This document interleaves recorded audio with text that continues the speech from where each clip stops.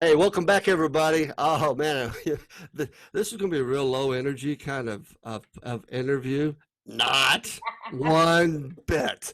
I'm so excited to have Allison Clark be a guest on my podcast because energy is all spelled in capitals in her world. And it's bright and early in Oregon. Is it Portland, Oregon that you reside Yeah, in? actually, I just moved to Bend, Oregon, but Be- yes. Bend, Oregon, Yep. and so it's bright and early there. And I don't even think she drinks coffee. I don't think she even needs to drink coffee. She just needs a cowbell, and then off running she goes. So, Allison, thank you very much for being on my podcast, bright and early in Bend, Oregon. Well, thank you so much for having me. I'm so excited, Peter. I know we met 3 years ago. I don't know, time's flying. Mhm. You were part of the chapter leadership committee of NSA, and I was a newly appointed president-elect, I believe, of the Ohio chapter, and Yep, that's how we met. And you were actually leading that chapter, the committee at the I time. was, yes. In Yes, yes, Arizona, we got to run the session. Amazing. yes. And I've always wanted to ask you this question because I mentioned it already about cowbells. Hmm. How did that all start with your fascination? I'll use Yes, that word, fascination, fascination. with Well, cowbells. exactly. So my background was Dale Carnegie training, and I was with Mhm. Dale Carnegie training for 16 years. And in our classes, after people would do their 2-minute talks, we would use the old school bell like this, and we would ring it, and then people would be finished. Well, see, oh, you have one too. Good. So we always use bells to get people's attention. And so I did that for so many years. It just made sense to get people's attention. But when I started my own company 10 years ago, I really wanted to kick it up a notch. And I love the Saturday night skit. We need more cowbell. It's still like I can watch it today. I've watched it hundreds of times. It still makes me cry laughing. Like watching the other people in the scene trying not to laugh. I mean, it's just hysterical. And also, most people know that. Most people know the skit. So I always Yeah. tell my groups, it's like, hey, I'm going to be controlling you with cowbell today. And everyone's like, oh, we need more cowbell. So I use it really to get people's attention, especially with larger groups as I do bigger training and keynotes. And Mhm. then I also have done a lot of different running events, like Hood to Coast is a big event in Oregon. It's the longest relay race, almost 200 miles, where you start at Mount Hood and then you run all the way down to the beach. Well, during this, they would ring cowbell just to encourage, runners. So every running event that I've done, cowbell really brings a lot of energy. And then I also got to go to the Olympics in Vancouver in Hmm. not to participate, but to watch in 2010. And actually, I got my very own cowbell there. And just I saw the power of cowbell to really encourage people. And so for me, when I think of cowbell, it's encouragement, it's energy, and it's funny with Silent Live. So I use it really with purpose to get people's attention. But I just love cowbell, as you know, because I sent you a cowbell. Yes, yes, I've got it right here. And this was given, she sent it to me because our chapter did something really pretty cool, and we were voted chapter of the month. And she sent this box of cowbells and all these. I still have the microphone Oh, and good. Your microphone award. yeah, Yes. yeah, still have all that stuff. But I love. But you're right. When you think of cowbell, one, you go to most people go to Saturday night, Yep. and need more cowbell, but Mhm. it is inspiring. I can. Well, you just completed, I believe, was it 100 days of running or something? Yeah. So I'm one of those people, if I hear about something, I'm very curious. I'm like, I have to do that. So one of my friends was over. One of my neighbors came over and she's like, yeah, I just did 100 miles in 30 days. And I was like, what is that? So she just said, you either have to run or walk 100 miles in 30 days. And Mhm. I'm like, I am going to do that.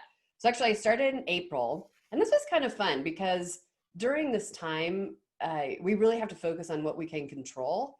So with Right. everything being out of control, I just thought like I can control exercising for 100 miles in 30 days. So I actually started in April and I did it for 5 months because then I wanted to do 500 miles. The Oh. Proclaimer song, I would run 500 miles. I wanted to do that. Hmm. So it was great, but I put it out on LinkedIn and it was fun because then other people, I'm like, hey, who wants to play with me? And then it was really fun to get accountability partners to be able to do that. So I love like goals, but also fun goals that you can share with other people. So yes, I did.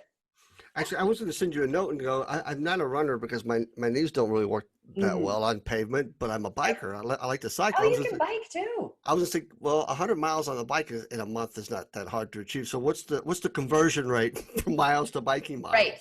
You know, I've had some biker friends either do 2 miles or 3 miles per mile. So Mm, it kind of depends on what you do. But I think the whole point is just like move your body. yeah, So whether that is, stretching with yoga or running or walking or biking, just like moving is so important right now. right. Because the 19 in COVID-19 stands for the minimum amount of weight you'll gain during this period of time. Right. Why couldn't it have been COVID-5? Uh, Right. You need to change the name. exactly. And you do have a wide variety of talents. You're an author. Yes. You've written 2 books. Hmm. And your very first book intrigues me. It was different. What will they say? 30 funerals in 60 days. Mhm. T- Help me. Tell me what. I know. I mean, I've read the background on it Mhm. and why you did it, but I want to know more. Yes. Well, I'm gonna blame the National Speakers Association because my very first conference, you can probably relate to this. I show up, and I'm meeting people and they're like, "What do you speak on? What's your book on?" I'm like, "I don't have a book." And they're just like, "What? You Yeah. need a book." And I was like, "Oh, okay, I need a book." And so for years I've coached people to set goals, to show appreciation, to have meaningful relationships. And so, and like I said, if I hear something and I'm intrigued by it, I want to check it off my list. So I have 100 things I want to do in my life before I die. I call it a live list instead of Mm. a bucket list because while I'm alive, I want to do these things. And so I was flying on a plane. I was actually checking off 5 other states, and it just hit me. I'm like, the only way that you can truly tell how someone's lived their life is going to a funeral.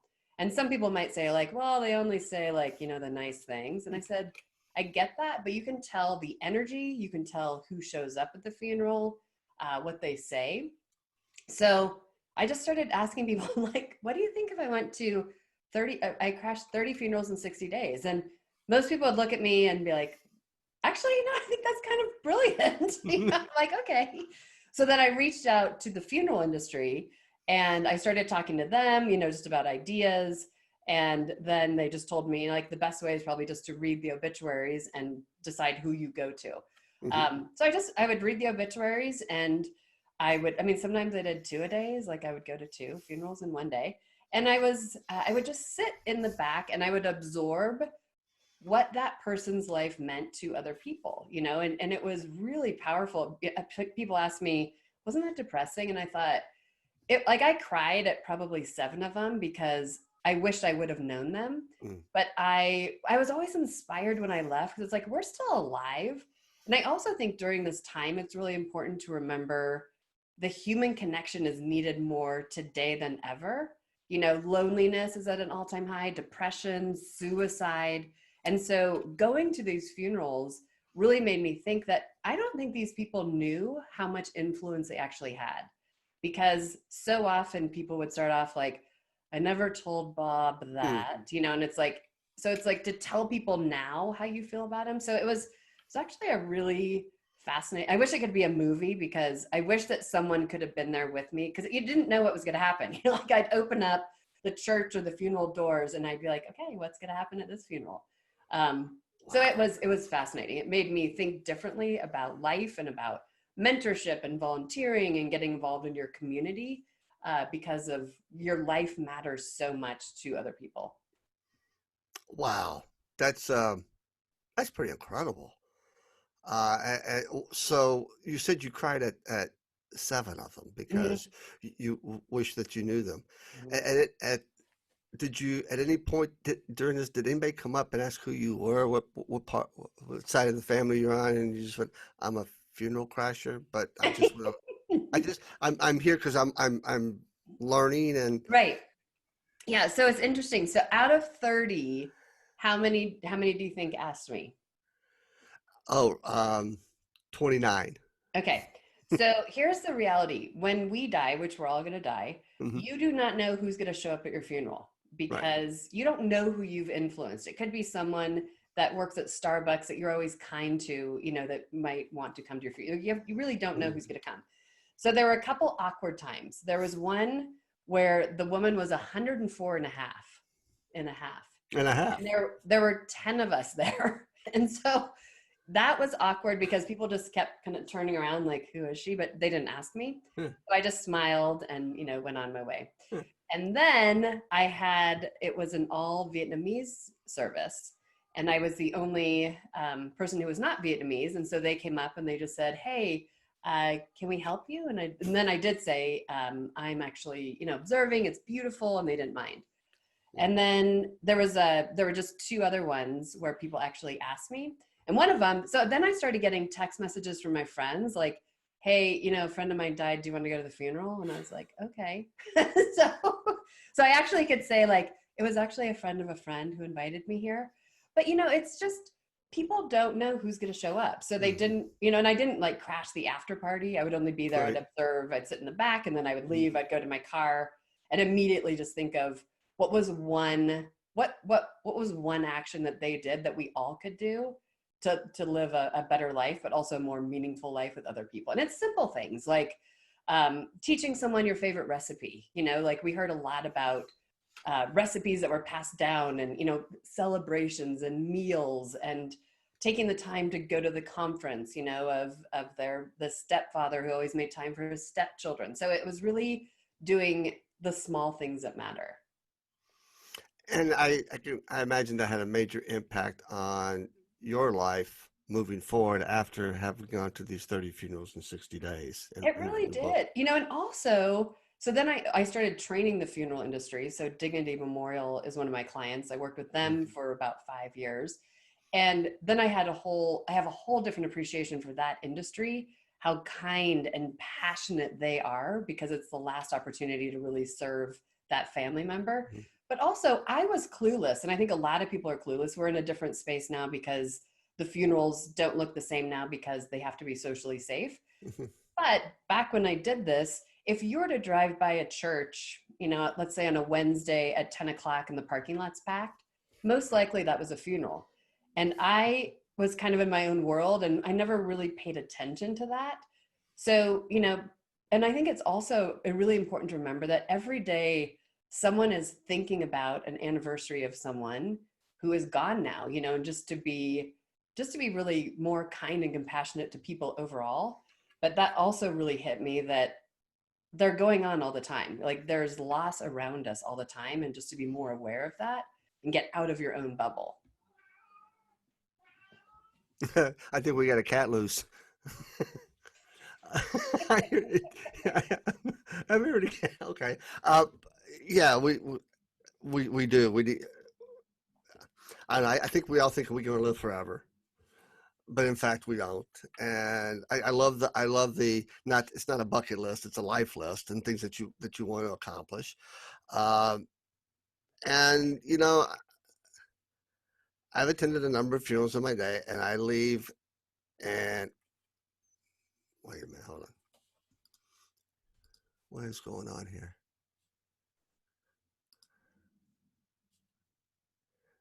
Okay, this is for You're fine. okay. I lost I couldn't hear you. I muted myself because of the kitty. Oh no, no. It's but when you did that, it changed my uh speaker to these, and I don't have these in. Oh, So okay. that's I'll when just keep the kitty in the background. yeah. and, and and just so you know, I've got I've been working with this team since day one. They go in, they fix all of this stuff for me Okay, because I can also put my kitty outside. You want me to do that? no, the kitty's fine. I would just that sounds like a cat. He normally doesn't make any noise, but he wants to go outside. Oh. Well, if you have to let him go outside, then we can wait. Are you sure? I Yeah, just don't want him being really annoying. I'll let you make the choice. Cats don't bother me. Dogs don't bother me when they come in. All right, we'll just keep going. We'll just keep going. Okay. Um, So I've attended a lot of funerals, and you know, I leave and I go, I need to do some things differently. Mm-hmm. But where's the challenge? I get back stuck in that rut again. Mm-hmm. Mm. And I don't think about it again, or I Mm-hmm. do, but I haven't given it the weight that it needs Mm-hmm. for me to actively change my, lack of a better term, change my mindset and start looking at things differently. Mm-hmm. I think what you did, you've ingrained that into you because of the repetition amount of it, that it has stuck with you, and you keep using this one word. It's a 4-letter word, kind. Mm-hmm. Kind. And we're not talking about the bar, the energy bar kind, about kind. And your second book, The Kindness Habit, Mm-hmm. 5 steps to maximize your happiness and impact. I mean, you are very much,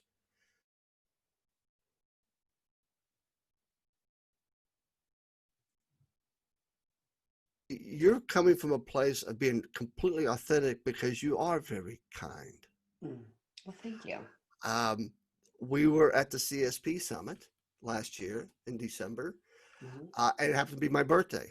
Mm-hmm. I remember. And out of all the people that I knew there, you were the only one that came up and bought me a cocktail. Thank you very much again. You're welcome. And you and Anna saying happy birthday to me. Mm-hmm. Now that was a blast. That was I'm like, wow, okay, that was nice. But but I also follow you on social media, and then I remember at one point in time you were leaving candy bars and bottles of water and stuff out in front of your house for the UPS drivers and stuff like that. Mm-hmm. Have you always been this kind, or were you've always been kind, but you've now taken it to a whole new level? Mm-hmm. Well, it's funny, yeah, because I wrote the book 5 years ago, and I joke with people. I say, like, I was nice before 5 years ago, but I am more intentional now. So every single day for 5 years, I've done a kind act. And a kind act could be as simple as holding the door for someone Mhm. or writing a kind review for a company, on Yelp or on Google. So it doesn't have to be that you buy something for someone. But what I found is when I wrote the book, doing some research, that how much it affects you and your own mindset and your energy. Like when you give to someone else, when you do a kind act for someone, there's first a dopamine release in your own brain, but then also what it does to your attitude. So selfishly, like I mentioned, I just moved to Bend, Oregon, and and I still do, I still give mail carriers, and I haven't set it up here yet, but I do set up a hydration station, as well as putting granola bars and kind bars out for the delivery drivers. Because I used to just do it during the holidays. Like I'd start in November and put it out because they work so hard. But now with COVID, like there's so many people who just shop online. They're working so hard. And then also with the fires in Oregon, being more sympathetic to the people still working out there. So for an example, with my mail carrier here in Bend, when it was really smoky, I left him a gift certificate and a bottle of water in the mailbox. And I just said, thank you so much for working in the smoke. We appreciate it. Well, this was fun. And I don't do it to get a response back, Mhm. but he wrote me on the back of an envelope. He's like, thank you so much for the water and the gift certificate. And he wrote his name, Sean. Well, here's the reality. Like now I know that his name is Sean. I think all of us should know what our mail carrier's name is. I think any delivery person that you see a lot, we should know what their name is and thank them and see them as humans and how they help us. So getting in the habit of thanking people who make your life better not only helps them, but it helps you just live a life of more gratitude. Like you have to be more aware of, why am I so grateful today and who made my life better? And it's people that I think a lot of people take for granted. The trash people, I always give, instead of just like the holiday tipping Yeah. them in December, like I give them at least quarterly, I would put out something fun for them. It normally includes a gift card, bottled water, like some sort of granola bars, just some sort of snack they could have. But like, think about if we didn't have trash people, like they make our life so much better. So yeah, I really got in the habit of it. And then also there's research behind businesses with productivity. loyalty. When you treat people well, they will stay for you, which is going to save you a lot of money, but also people who feel appreciated are going to do better work for your company. It just makes sense. But a lot of people take people for granted, at work, but also at home. I think that's why I got divorced, and that was one of the reasons, like I didn't feel appreciated. I feel like that's also a reason why relationships fail, is because of appreciation. Absolutely. I saw a stat once that 73% of people who leave their job leave because of lack of appreciation. Oh yeah. And Yes, a simple thank you is a sign. exactly. Right. And I've never understood it, why when we hire people, yeah, there's going to be attrition, or we've all made bad hires, but the overall attitude of a culture of an organization is we don't trust you. I still remember, oh, we can never, I never do that, have people work at home. I don't know what they're doing. Whoa, why don't you try trusting them first? Oh yes. Oh, and by the way, now we threw everybody working from home, Mhm. and then they find out, well, this is actually working really well. Exactly. Thinking, Weird.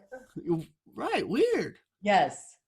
And, I read an article that productivity is 40% higher, 40% stayed the same, and only 20% has dropped down since this time when people are actually working at home. So, productivity, because if you think about an office environment, how many distractions there are distractions at home too. But I think it's interesting. You're right. It goes back to like trusting the people that they're getting their job completed. And also, we're seeing some cases where it's actually going up. trusting, and also you said your main theme that when you speak is about communication, Mhm. and the ability to communicate effectively to another person, and not assuming that they know what they think that you know that they think that you should Oh, know, right. did you know? You know, and, and taking that time to sit and make sure that they understand what you're trying to communicate to them, versus giving them 5% and you come back, well, this isn't right. Well, Exactly. and maybe now that we're having to do more of that, and we're not running per se from meeting to meeting, or those other distractions in an office. Maybe management's gotten better about communicating during this pandemic, Hmm. maybe ever before. Yep. Well, and those companies who are thriving are communicating. They have to communicate. They have to be able to use tools like this to turn on Zoom to see the people's faces. Right. Because without that human connection, you're really missing a lot for the communication part. But really staying in touch with your teams is key to success right now, because you don't walk by people's desks anymore. So Right. you have to be able to still stay connected and let those people know, that they are still making a huge difference and you appreciate them. Absolutely, and also understanding that we've thrown them into an environment that they're not accustomed to. We're giving them tools that they're not used. I mean, there's still some bad Zoom etiquette out there that we Mhm, forget, mhm. and but having the patience with them, versus you're going to do this. Oh, why'd you let? Why'd you leave your cat in there? Why'd you? Meow. Well, that's just what happens these days. That's a It's cat, it's a right? cat, and it goes back to being kind. Mhm. Oh, for And sure. and when I hear the word kind, and I'm going, okay, so I think in order to be kind in the genuine sense and show gratitude, you've got to set your ego aside. And For that is so hard, because the bigger I just wrote I'm doing some solo casts now, and I've got one coming up about let go of my ego, mm, and about, because if we don't, it becomes very over. There's healthy egos, and then there's overdeveloped, borderline narcissistic, or full-blown narcissism. mhm, And you look at those companies, like Uber. It was Papa John's, and it was the CEO of Wells Fargo. mhm, That the products were fine, mm, their egos got in the way and almost killed the companies. mhm. And if you can't separate that, you're creating a very toxic culture. And in those toxic cultures, you are not kind at one bit. Right. No, for sure. No, any culture when one person is taking all the credit is not going to work out very well. Hmm. Maybe, yeah, taking all the credit and not taking any of the blame and pushing the blame Oh, off yeah, to exactly. others. Yeah, Yep. that's not a very healthy culture, period. No. No. So how do you change them? How do you get people to be kind? How do you get people to be kind and to drop their ego? How do you show more gratitude? And I mean, if there's a point in time that we need more gratitude shown, Mhm. it's during this time and maintaining that habit Mhm. as we continue to move forward. For sure. I do believe that, and I haven't read any statistics on this, but I do believe that people are grateful now for things that we used to take advantage for. You and I were chatting before this call with the fires in Oregon. I never appreciated air. And so, like, being able to, some people had to stay in their house over 11 days. In this area, we were in our house for 7 days because of hazardous air. It's like, I've never appreciated air before. So now when I go outside, I take deep breaths and be like, oh my gosh, thank you so much. I can breathe. So that's a really extreme, but I think also people took people for, we take advantage of people. We don't really appreciate them. So I feel like this time has made everyone slow down. It's made people spend time with people in their house more than they ever have, good or bad. Like, you're Mhm. going to have to start looking at relationships differently. And then also just being grateful. So many people are being affected differently in different ways. Like, they've lost everything, during this time. Maybe they've lost all their financial support. They could have lost their homes, so it's just being grateful every day for what you have today. So it really is a mindset exercise. And I read a book called A Thousand Thank Yous. I was trying to see if I had it in my Mm. bookcase, but this guy has a cup of coffee in New York, and he's drinking the cup of coffee. He actually he did a TED talk around it too. And he is drinking the coffee. He thanks the barista. And then he's like, you know what? I want to go deeper. Like, I want to figure out, like, where the coffee came from and who made the cup. So he thanked 1,000 people and, like, went down for the person who made the pallets. But during this time, he just was grateful for the small things that made his cup of coffee possible. So I think also, if you go deeper, but in this book, one idea that I grabbed, which I do quite often, I just was doing it last night, is you do an alphabet gratitude. So what you do is daily, you think about something you're grateful for every letter of the alphabet. So A, air, like B, I'm so grateful for my business. C, my cat Charlie, whatever it might be. But But changing it daily, like, today, what were you grateful for? And so some of my clients, when they say they can't sleep, I say, try this exercise. And now a lot of people do it to try to get to sleep. And, like, I can't make it past N now. I'm like, see, it works. But I used to do it, like, in traffic or, on airplanes, which I haven't been on an airplane since March, so I don't do it then. But it's getting in, and it's kind of a fun game to play with your family, friends. I do it with my clients, like, as a warm up. But just the alphabet gratitude game makes you intentional, and, like, Z, a lot of people are like, I'm grateful for zebras. I'm like, are you? You love zebras? Then one person was like, zippers. And I was like, yes, that's yes, actually true. Like, think about if we didn't have a zipper. Have you ever been right. grateful for a zipper? Probably not. Yeah. But um, now you will be. right. And so I do this myself. It's like, actually writing down has a different reaction with your brain. Even if you did it, write down 5 things you're grateful for every day, get in that habit. And it has a huge impact on your attitude, how you show up, how you see other people, and also being grateful for other people around you, like, who is making your life better today? Right. That's a great point. A friend of mine wrote a book called Gratitude Marketing. Mm. And one of the things, he was a financial advisor for many years, a guy by the name of Mike Scorantino. He every day he would write 3 thank you notes, handwritten thank you notes, and would send it to 3 of his clients, prospects, people. And he consistently did that every single day. And here's what I've learned about myself, because I can get into these habits, Hmm. but once I miss that day, Mm. I have a hard time getting back into it, because I was doing the same thing, three a day. First thing I get up, boom, and something happened in my life, and oh, Oh, forgot to do it. And now I did, Dan Thurman came to our chapter, Mhm. and I love him. I love it. He's great. And he was juggling. I went, oh my God, it's been like 30 years since I juggled. So I started juggling every single Oh my day. gosh. I got up to, I think at one point, 390 times without dropping the ball. And then I didn't drop the ball. I missed the day. Mm. And I still have my, but I haven't.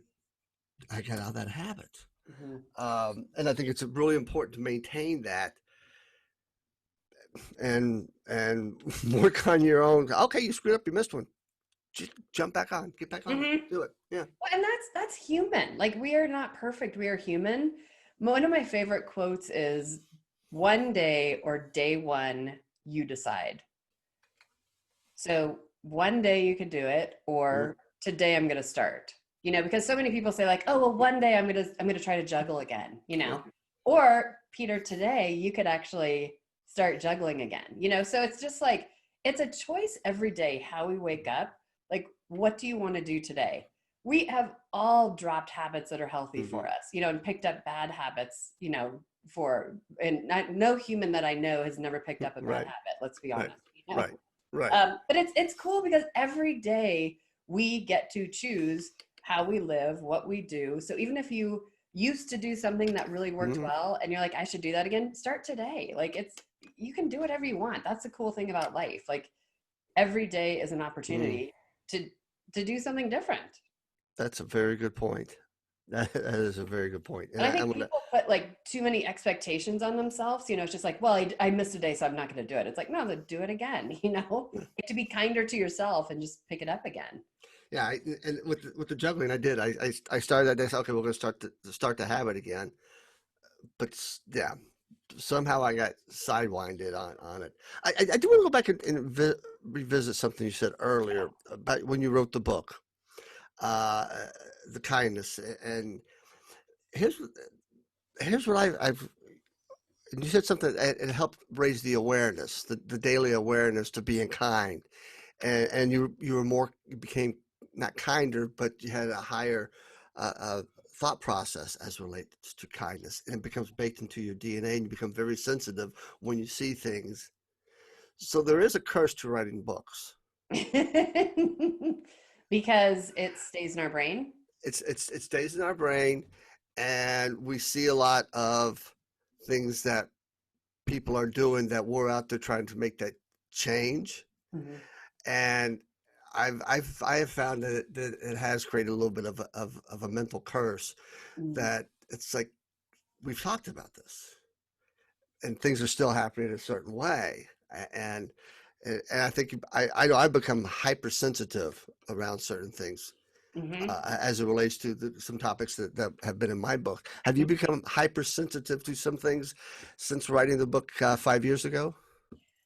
I would use the word more accountable to myself. Okay. So if I have written a book on being kind and I am not demonstrating being a kind Mhm. person, then I'm going to lack integrity. That's going to affect my reputation. So it almost like pushed me to, it's like, you have to live what you coach other people. And during this time, when I lost, like you, like all of our business was gone because as professional speakers and trainers, that just happened, in this space. And so I had to demonstrate what I had taught my clients. So I had to remain positive. I had to take care of myself. I had to control that. Yes, I can walk 100 miles in 30 days as I'm starting to rebuild my business. I can be kind during this time. I can Mm. pet roses in my yard and go give them to my neighbor who needed them that day. So to be more accountable to yourself. And on my license plate, I got the license plate rim and it says, be kind, do one kind act a day. And so if I go through a drive through, I'm like, you have that on your car, Allison. And I would say 50% of the time or more, I pick up the tab behind me because I'm thinking about this person staring at my car like, oh, that's a good idea. Then I'm like, I want to show them that I'll do this. So it makes me even more accountable to what I said I was going to do. So yes, we think about it more, but I think that's a good thing because if we are passionate and we're coaching our clients to do something, then we have to live and have current examples, every day of what we've done to actually do this. Yes, absolutely. And I've had a lot of people ask me, so how have you maintained your sanity? I Mm-hmm. said, I have an improviser's mindset. And they go, what is that? I said, well, I can't do anything about yesterday, can I? And in this environment, our landscape is changing on a daily basis. So I have to be able to adapt to that daily change. If Mm-hmm. not, same thing. Oh yeah. And they go, really? So it's interesting that yes, we walk the talk, Mm-hmm. and we have to Mm-hmm. to a higher degree. But then we're also setting examples. Exactly. Yep. And as we've gone through this conversation,